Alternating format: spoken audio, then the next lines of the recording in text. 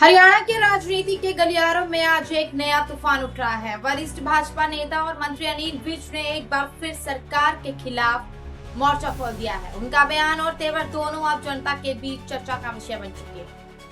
नमस्कार, आप देख रहे हैं हिंदुस्तान नाउ, मैं हूं आपके साथ ज्योति राव।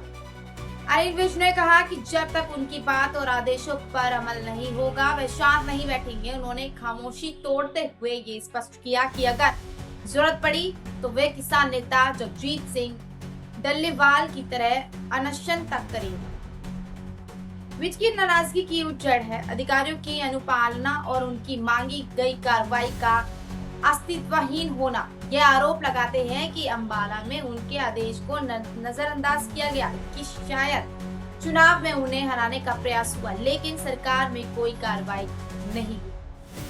उनकी जीत का असर न केवल बयानबाजी तक सीमित रहा बल्कि प्रशासनिक बदलाव देखने को भी मिला। अनिल विज की नाराजगी के बाद सरकार ने अंबाला की एएसपी सहित करीब 90 अधिकारियों का तबादला कर दिया।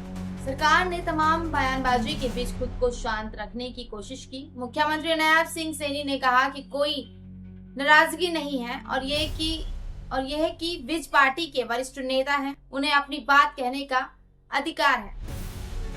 लेकिन जीत की जांच में झुकाव का तड़का भी नजर आया। अधिकारियों के तबादलों ने ये संकेत दिया कि सरकार चाहे राजनीतिक रूप से हो या प्रशासनिक उपाय ढूंढ रही है। अनिल विज की नाराजगी से न सिर्फ सरकार की नींद उड़ी बल्कि सरकार ने प्रतिक्रिया की ये झुकाव भी देखा गया है।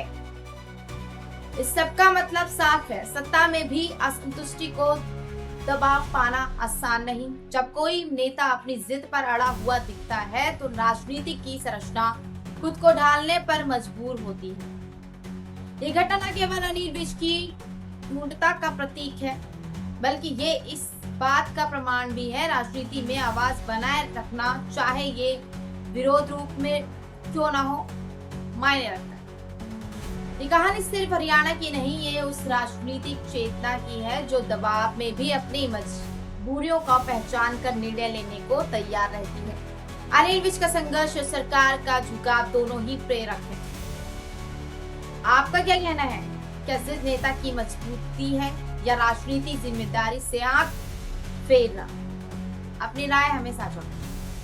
फिलहाल के लिए इतना ही, आगे के लिए बने रहिए मेरे साथ देखते रहिए हिंदुस्तान।